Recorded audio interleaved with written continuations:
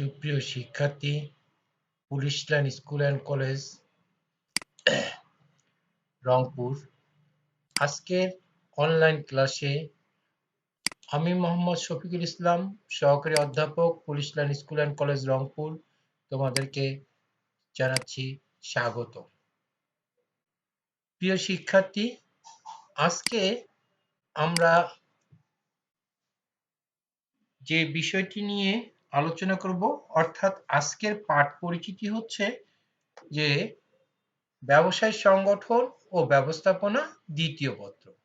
দ্বিতীয় পত্রের যে বিষয়টি নিয়ে আজকে বিস্তারিত আলোচনা হবে তা হলো অধ্যায় ৩ পরিকল্পনা। পরিকল্পনার যে পাঠটি আজকে আলোচনা হবে তা হলো পরিকল্পনার প্রকারভেদ। প্রিয় শিক্ষার্থী, তোমরা এর আগেই পরিকল্পনা কাকে বলে, পরিকল্পনার প্রণয়নের পদক্ষেপ, পরিকল্পনা প্রণয়নের বিবেচ্য বিষয় ইত্যাদি বিগত ক্লাসগুলো থেকে সুন্দরভাবে বুঝতে পেরেছো। আজকে যে পাঠ, সেই পাঠ থেকে তোমরা যা শিখতে পারবে, অর্থাৎ আজকের পাঠের শিখন ফল হলো পরিকল্পনার প্রকারভেদ সমূহ তোমরা বলতে পারবে এবং বিশ্লেষণ করতে পারবে। প্রিয় শিক্ষার্থী, তাহলে আমরা মূল পাঠে যাই। আজকের মূল পাঠটা আমরা এর আগেও বলেছি যে পরিকল্পনার প্রকারভেদ। পরিকল্পনা মূলত ৩ প্রকার। ১ নাম্বার প্রকৃতিগত শ্রেণীবিভাগ, ২ নাম্বার মেয়াদ ভিত্তিক শ্রেণীবিভাগ, ৩ নাম্বার সংগঠন কাঠামো ভিত্তিক শ্রেণীবিভাগ।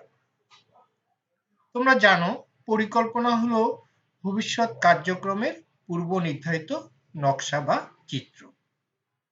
এর ব্যাপ্তি প্রতিষ্ঠানের সকল স্তর পর্যন্ত পরিব্যাপ্ত। একটি প্রতিষ্ঠানে কি ধরনের পরিকল্পনা গৃহীত হয়, বিভিন্ন দৃষ্টিকোণ হতে পরিকল্পনাকে বিভিন্নভাবে তাই ভাগ করা হয়ে থাকে। আমরা দেখো রেখাচিত্রের মাধ্যমে এই পরিকল্পনা ৩ ভাবে বিভক্ত। আমি এর আগেও বললাম, আবারও বলছি, তোমরা একটু মনোযোগ দিয়ে শোনো। ১ নাম্বার প্রকৃতিগত শ্রেণীবিভাগ, ২ নাম্বার মেয়াদ ভিত্তিক শ্রেণীবিভাগ, ৩ নাম্বার সংগঠন কাঠামো ভিত্তিক শ্রেণীবিভাগ।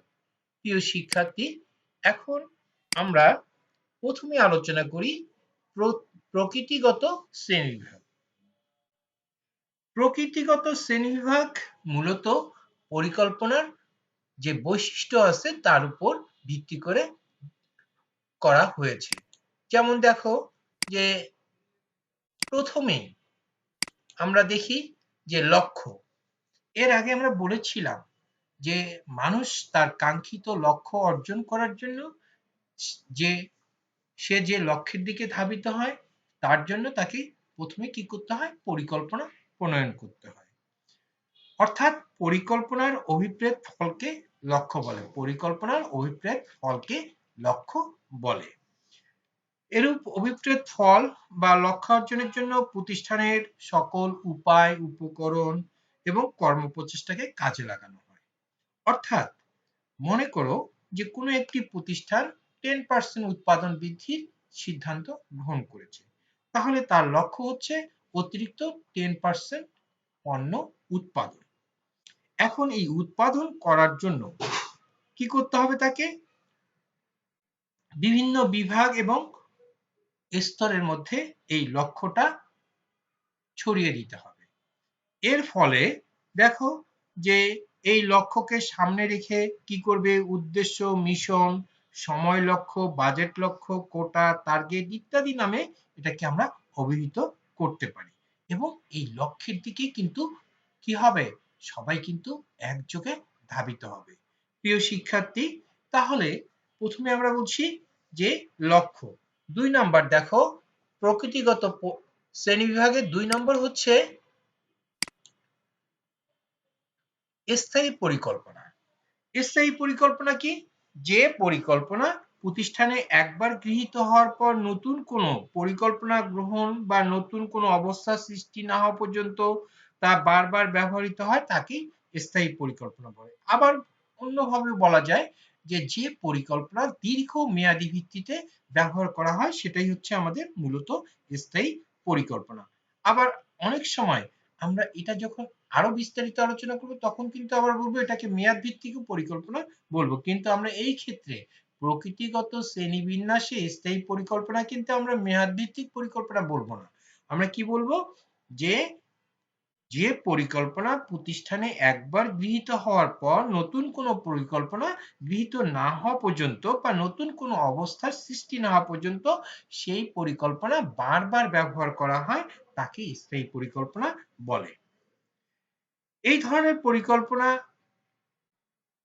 কি করা হয়, যে সমস্যা ও অবস্থা মোকাবেলার জন্য এই ধরনের পরিকল্পনা প্রণীত হয় এবং বারে বারে তা ব্যবহৃত হয়। ফলে ঊর্ধ্বতনের যেমনি নতুন পরিকল্পনা প্রণয়ন এবং অধস্তনদের জানানোর প্রয়োজন হয় না, তেমনি অধস্তনরা একই পরিকল্পনার আওতায় কাজ করতে করতে কিন্তু অভ্যস্ত হয়ে যায়। ফলে ভুলের সম্ভাবনা হ্রাস পায়। এখন আমরা দেখি যে এই স্থায়ী পরিকল্পনার মধ্যে আবার কি কি ভাগ থাকতে পারে। দেখো যে এরপরে আছে আমাদের 3 নম্বর হচ্ছে একাত্মক পরিকল্পনা। একাত্মক পরিকল্পনা কাকে বলে? যে পরিকল্পনা, মনে রাখো, যে পরিকল্পনা শুধুমাত্র একটি নির্দিষ্ট উদ্দেশ্য বাস্তবায়ন করার জন্য তৈরি করা হয় এবং উদ্দেশ্য বাস্তবায়নের সাথে সাথে ওই পরিকল্পনা আর দ্বিতীয়বার বা অন্য কোথাও ব্যবহার করা হয় না, সেটাকে বলা হয় একাত্মক পরিকল্পনা। তাহলে খুব সহজ কথায় আমি আবারও বলছি, খুব সহজ কথায় দেখো, যে পরিকল্পনা নির্দিষ্ট একটি উদ্দেশ্য বাস্তবায়ন করার জন্য ব্যবহার করা হয় তাকে একাত্মক পরিকল্পনা বলা হয়। তাহলে কি হবে এই পরিকল্পনা কাজ শেষ, পরিকল্পনা শেষ। এই পরিকল্পনা আর পুনঃ ব্যবহার করা বা বারবার ব্যবহার করা হবে না। এখন দেখো যে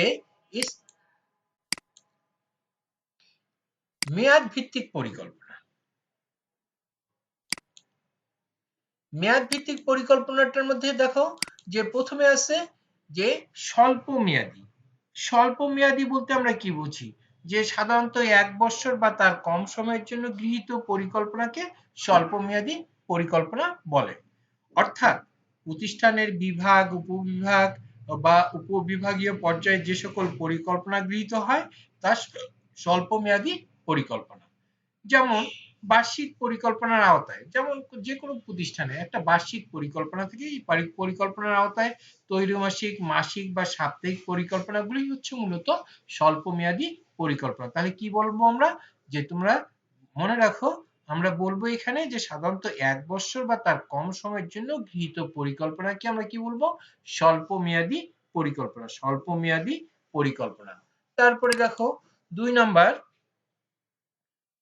মধ্যম মেয়াদী পরিকল্পনা। মধ্যম মেয়াদী পরিকল্পনা কি 1 বছরের অধিক, সর্বোচ্চ 5 বছর। 1 বছরের অধিক অর্থাৎ 1 বছর থেকে 5 বছরের মধ্যে সময়ের জন্য যে পরিকল্পনা গৃহীত হয় তাকে বলা হয় মধ্যমেয়াদী পরিকল্পনা। ব্যবসায় প্রতিষ্ঠান বা কর্পোরেট লেভেলে বা রাষ্ট্রীয় পর্যায়ে এই ধরনের মধ্যমেয়াদী পরিকল্পনা সাধারণত গৃহীত হয়ে থাকে। তাহলে কোথায় কোথায় হয়ে থাকে? বড় বড় বৃহদায়তন রাষ্ট্রীয় প্রতিষ্ঠান এবং বিভিন্ন ধরনের বেসরকারি যে কর্পোরেট প্রতিষ্ঠানগুলো আছে সেই প্রতিষ্ঠানগুলোতে সাধারণত মধ্যমেয়াদী পরিকল্পনা গৃহীত হয়। এছাড়াও সরকারের, মনে রাখবা, সরকারের পঞ্চবার্ষিক পরিকল্পনা এটির একটি উদাহরণ। সরকারের পঞ্চবার্ষিক পরিকল্পনা এটি একটি অন্যতম উদাহরণ হচ্ছে মধ্যমেয়াদী পরিকল্পনা। তারপরে 3 নাম্বার আমরা দেখি কি আছে। 3 নাম্বার হচ্ছে দীর্ঘমেয়াদী পরিকল্পনা। তাহলে আমরা প্রথমে বলছি যে 1 বছরের কম সময়ের জন্য যেটা সেটা স্বল্প মেয়াদী, আবার 1 থেকে 5 বছরের জন্য সেটা বলছি আমরা মধ্যমেয়াদী, আর দীর্ঘমেয়াদী কি 5 থেকে অধিক সময়ের জন্য। 5 থেকে অধিক সময়ের জন্য, সেটা 10 হতে পারে, 20 হতে পারে, 25 হতে পারে, এরকম সময়ের জন্য হতে পারে। এই ধরনের পরিকল্পনাকে বলা হয় দীর্ঘমেয়াদী পরিকল্পনা। অর্থাৎ ব্যবসা প্রতিষ্ঠানে যে স্ট্র্যাটেজি নির্দিষ্ট করা হয় তা এই ধরনের পরিকল্পনার উদাহরণ। অর্থাৎ যে কোনো ব্যবসা প্রতিষ্ঠান যে কৌশল নির্ধারণ করে সেই কৌশল নির্ধারণের আলোকে এই ধরনের পরিকল্পনা সাধারণত করা হয়ে থাকে। আচ্ছা, তাহলে দেখো যে আমরা এর আগে পড়েছিলাম যে ভিশন 2021, শুনেছিলাম ভিশন 2021, এটা কোন ধরনের পরিকল্পনা? এটা হচ্ছে দীর্ঘমেয়াদী পরিকল্পনা। অর্থাৎ এই পরিকল্পনা ধরে নেই আজ থেকে 10 বছর আগে গ্রহণ করা হয়েছিল, এখন সেটা 2021 সাল আসছে, অর্থাৎ এই যে 21 সাল আসছে সেটাই হচ্ছে আমাদের ভিশন 2021। এটা সরকারের একটা দীর্ঘমেয়াদী পরিকল্পনা ছিল। তারপরে প্রিয় শিক্ষার্থী, এখন আমরা যাব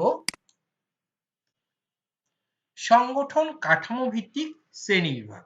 সংগঠন কাঠামো ভিত্তিক শ্রেণীবিভাগ অর্থাৎ বলতে আমরা কি বুঝি, যে প্রতিষ্ঠানের সংগঠন কাঠামো কোন পর্যায়ে, প্রতিষ্ঠানের সংগঠন কাঠামোর কোন পর্যায়ে কোন ধরনের পরিকল্পনা নেওয়া হচ্ছে তা অনুসারে পরিকল্পনার শ্রেণীবিন্যাস করাকেই বলা হয় সংগঠন কাঠামো ভিত্তিক পরিকল্পনা।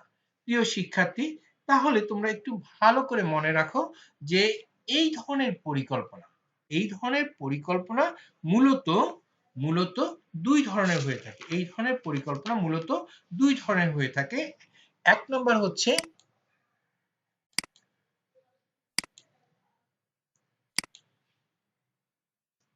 স্ট্র্যাটেজিক মূলক বা কৌশলমূলক পরিকল্পনা, আর দ্বিতীয়টি হচ্ছে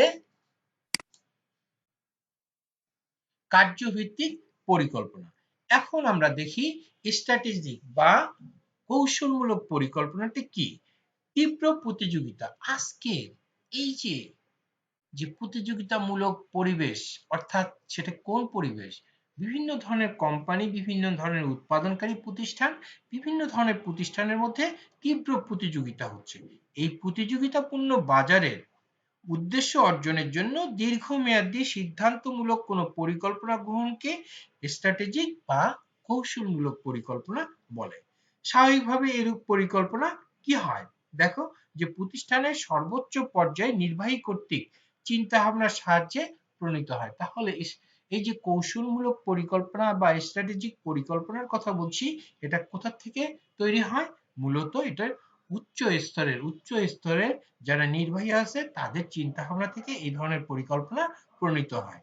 আচ্ছা, এরূপ পরিকল্পনা বাস্তবায়ন করার জন্য সংগঠনের নিম্ন স্তরে বিভিন্ন ধরনের পরিকল্পনা গ্রহণ করা হতে পারে বা গ্রহণ করা হয়ে থাকে।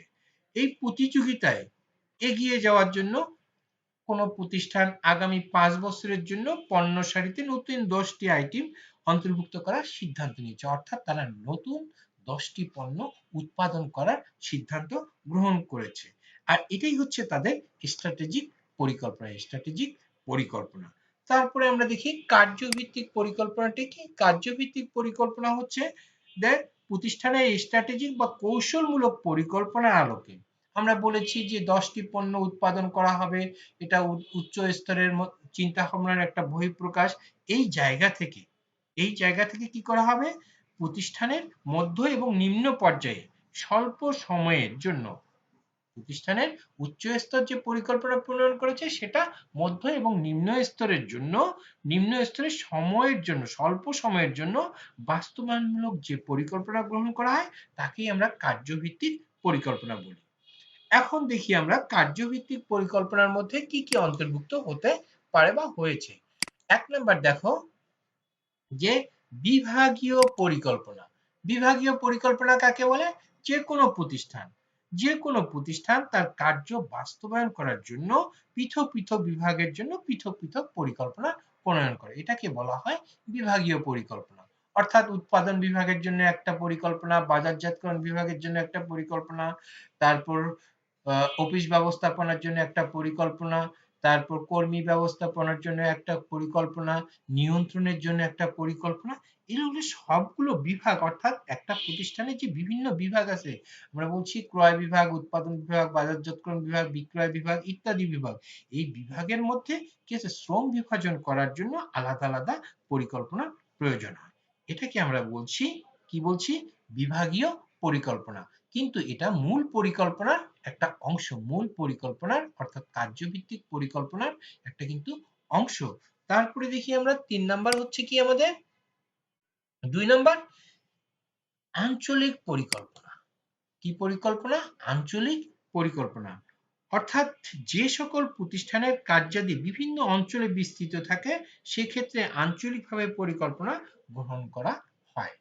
অর্থাৎ একটা প্রতিষ্ঠানের যদি বিভিন্ন অঞ্চল ভিত্তিক তারা বিভিন্ন অঞ্চলে তাদের বিভিন্ন ধরনের কার্যক্রম সংগঠিত হয়, এই কার্যক্রমগুলো সুষ্ঠুভাবে পরিচালনা করার জন্য তারা অঞ্চল ভিত্তিক পরিকল্পনা গ্রহণ করে থাকে। দেখো যেমন বহুজাতিক কোম্পানি জনসন অ্যান্ড জনসন, এই জনসন অ্যান্ড জনসন কোম্পানির পণ্যটা একটা মাল্টি ন্যাশনাল কোম্পানি। এই মাল্টি ন্যাশনাল কোম্পানির এই পণ্যটি সারা ওয়ার্ল্ডে কিন্তু পরিচিত। এখন যেহেতু এই পণ্যটা সারা ওয়ার্ল্ড ব্যাপী পরিচিত, সেই কারণে বিভিন্ন অঞ্চলে তাদের যে মার্কেট আছে এই মার্কেটগুলো পরিচালনা করার জন্য বিভিন্ন দেশকে তারা বিভিন্নভাবে ভাগ করে থাকে এবং তারা সেই ভাগ অনুযায়ী তারা কি করে থাকে, পরিকল্পনা প্রণয়ন করে থাকে। কারণ এখানে দেখো যে বহুজাতিক কোম্পানি সমূহ তাদের বিভিন্ন অঞ্চলে প্রতিষ্ঠিত ব্যবসায়ের জন্য আলাদা আলাদা পরিকল্পনা নিলে তাকে আঞ্চলিক পরিকল্পনা হিসেবে গণ্য করা হয়। এটা প্রতিষ্ঠানের বিক্রয় বিভাগ বিভিন্ন অঞ্চলের জন্য জোনাল পরিকল্পনা হতে পারে। অর্থাৎ যে এশিয়ার একটা অঞ্চল, এখানকার জন্য জনসনের এক ধরনের পরিকল্পনা হতে পারে, তারপর ইউরোপের জন্য এক ধরনের পরিকল্পনা হতে পারে, তারপর ধরে নিই মিডল ইস্টের জন্য এক ধরনের পরিকল্পনা হতে পারে। অর্থাৎ তাদের বিক্রয় কৌশল নির্ধারণ করার জন্য তারা বিভিন্ন ধরনের অঞ্চল ভিত্তিক এই পরিকল্পনাগুলো তারা প্রণয়ন করে থাকে। প্রিয় শিক্ষার্থী, এবার আমরা দেখি ৩ নম্বর কার্যভিত্তিক পরিকল্পনা। ৩ নম্বরে কি আছে? ৩ নম্বরে হচ্ছে সামগ্রিক পরিকল্পনা। সামগ্রিক পরিকল্পনা বলতে আমরা কি বুঝি? দেখো যে সামগ্রিক পরিকল্পনা হচ্ছে কোনো প্রতিষ্ঠানের সকল বিভাগ বা অঞ্চলের পরিকল্পনাকে। এখন দেখো যে এই দুটোকে আবার এই জায়গায় নিয়ে আসা, অর্থাৎ সবগুলোকে এক জায়গায় নিয়ে আসাটাকে বলা হচ্ছে সামগ্রিক পরিকল্পনা। এটাকে বলা হচ্ছে সামগ্রিক বা মাস্টার প্ল্যান। অর্থাৎ বাংলায় বলা হচ্ছে সামগ্রিক পরিকল্পনা আর ইংরেজিতে বলা হচ্ছে কি মাস্টার প্ল্যান। অর্থাৎ বিভাগীয় পরিকল্পনা এবং আঞ্চলিক পরিকল্পনা এই দুই পরিকল্পনাকে একত্রিত করে যে পরিকল্পনা তৈরি করা হয় সেটাই হচ্ছে আমাদের সামগ্রিক বা মাস্টার পরিকল্পনা। বাজেট প্রণয়নের ক্ষেত্রে বিভিন্ন বিভাগীয় বাজেটের সমন্বয়ে মাস্টার বাজেট তৈরি এরূপ সামগ্রিক পরিকল্পনার অন্তর্ভুক্ত। প্রিয় শিক্ষার্থী, তাহলে আমরা একটু ব্যাকে যাই, যে ব্যাকে যে কোন জায়গাটায় যাচ্ছি তোমরা একটু লক্ষ্য করো। যে প্রথমে আমরা যাব লক্ষ্য।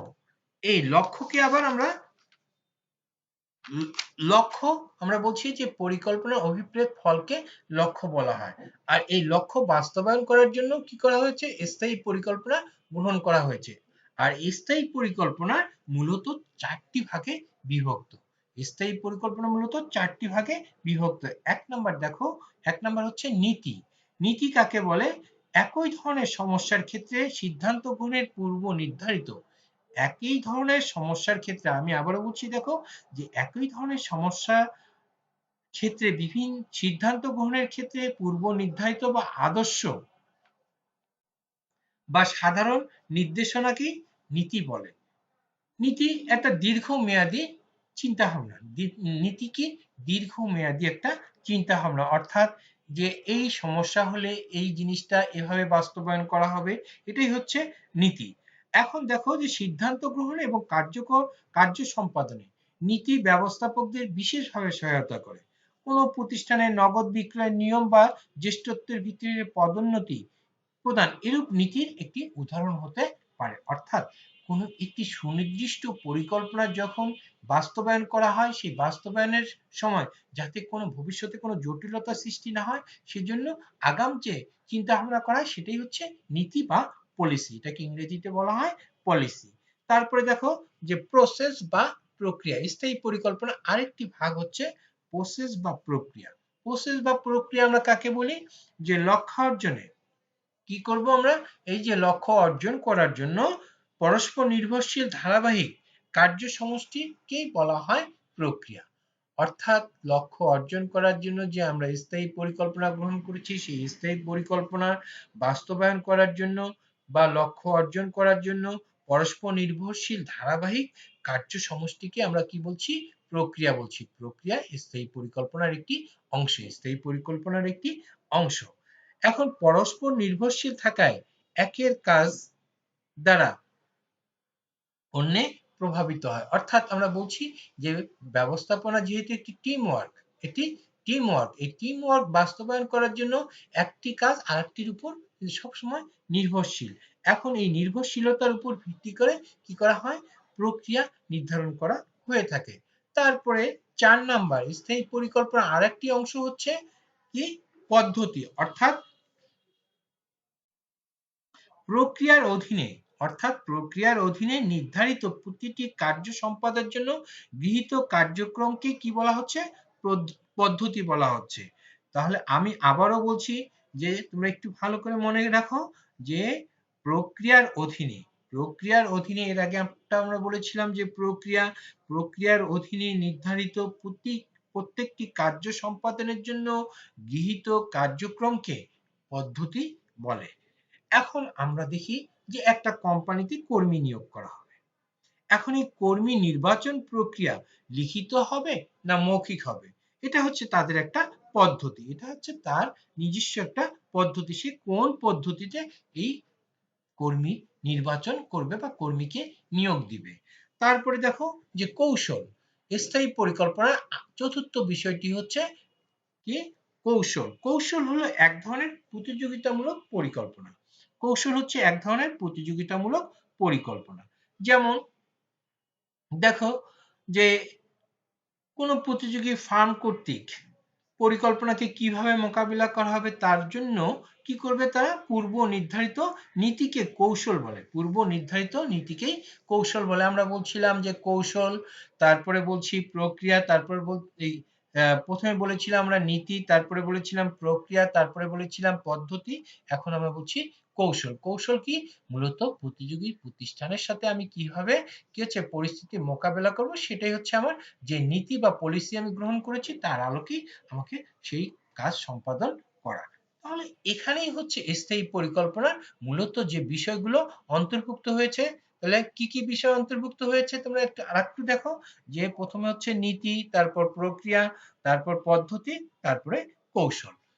এখন আমরা দেখি যে একাত্মক পরিকল্পনার যে বিষয়গুলো, একাত্মক পরিকল্পনার যে বিষয়গুলো আমরা অন্তর্ভুক্ত করতে পারি। 1 নাম্বার হচ্ছে কর্মসূচি। কর্মসূচি কাকে বলে?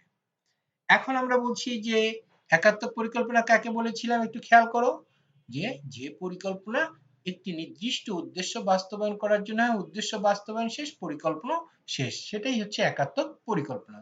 যেমন মনে করো তোমরা একটা পিকনিকের সিদ্ধান্ত গ্রহণ করেছো, সেই পিকনিক করার জন্য তোমরা একটা নির্দিষ্ট পরিকল্পনা প্রণয়ন করেছো, সেই পিকনিক পরিকল্পনা অনুযায়ী পিকনিক সম্পাদন করেছো, পিকনিক সম্পাদন হওয়া শেষ, তোমাদের পরিকল্পনাও কিন্তু শেষ। এটাই হচ্ছে মূলত একাত্মক পরিকল্পনা। এখন এই একাত্মক পরিকল্পনার মধ্যে দেখো যে প্রথমে যে বিষয়টি অন্তর্ভুক্ত করা হয়েছে সেটি হচ্ছে কর্মসূচি।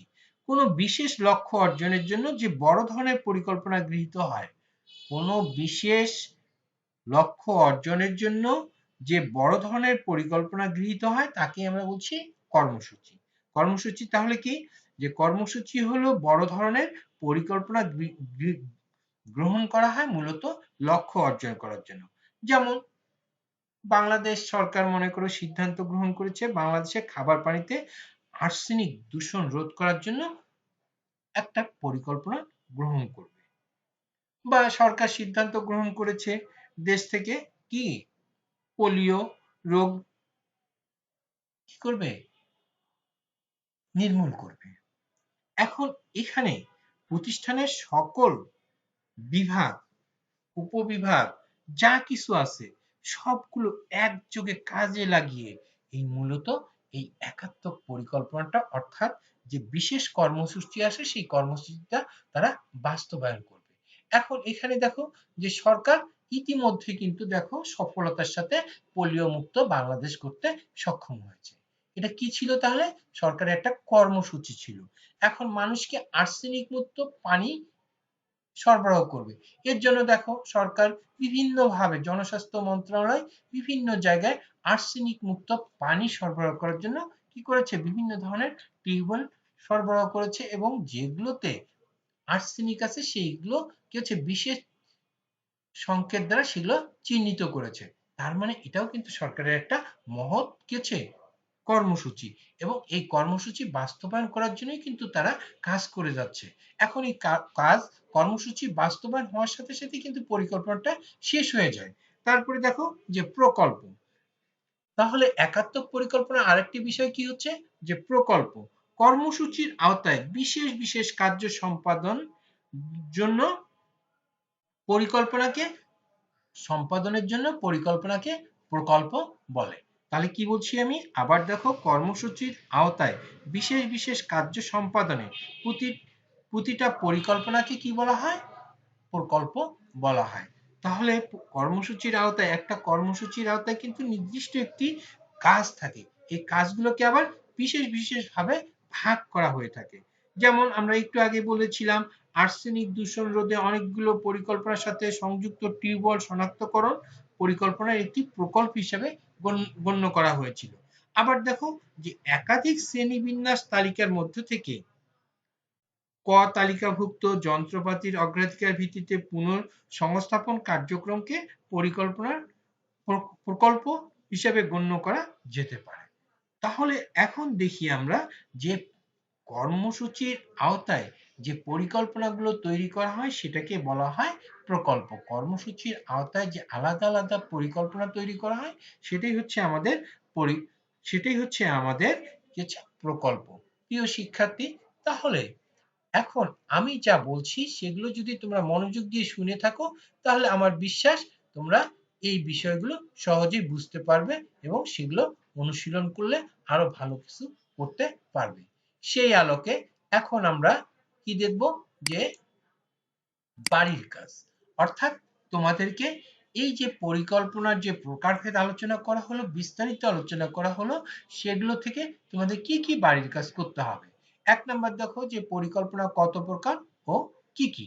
পরিকল্পনা আমরা বলছি প্রথমত ৩ প্রকার, সেই ৩ প্রকার কি কি সেটাও বলেছি এবং পরিকল্পনার এই ৩ প্রকারকে আবার কয়েক ভাগে ভাগ করা হয়েছে সেগুলো আমরা বিশ্লেষণ করেছি। এখন তোমাদেরকে আবার নিজের মতো করে বই থেকে ভালো করে পড়ে নিতে হবে। তাহলে কিন্তু এখান থেকে যদি তোমাদের কোনো কোশ্চেন হয়, এখান থেকে অনেকগুলো কোশ্চেন হয় কিন্তু প্রিয় শিক্ষার্থী মনে রাখো, এই চ্যাপ্টার থেকে এই পরিকল্পনার প্রকারভেদ থেকে অনেকগুলো সৃজনশীল এবং এমসিকিউ কোশ্চেন হয়। আমার বিশ্বাস তোমরা যদি এই ক্লাসটা ভালো করে ফলো করে থাকো এবং সেই অনুপাতে যদি বই থেকে আরো ভালো করে পড়ে নাও, আমার বিশ্বাস, আমি আবারও বলছি যে আমার বিশ্বাস তোমরা ভালো করতে পারবে। এখান থেকে যে কোনো ধরনের সৃজনশীল কোশ্চেন হোক না কেন তোমরা সহজেই সেগুলো বুঝতে পারবে এবং সেই অনুপাতে তোমরা অ্যান্সার করতে পারবে। প্রিয় শিক্ষার্থী, তাহলে আমরা একটু দেখি আগামীকালকের ক্লাস, অর্থাৎ আগামী ক্লাসে আমরা কি নিয়ে আলোচনা করব। আগামী ক্লাসে আমরা আলোচনা করব পরিকল্পনার গুরুত্ব নিয়ে।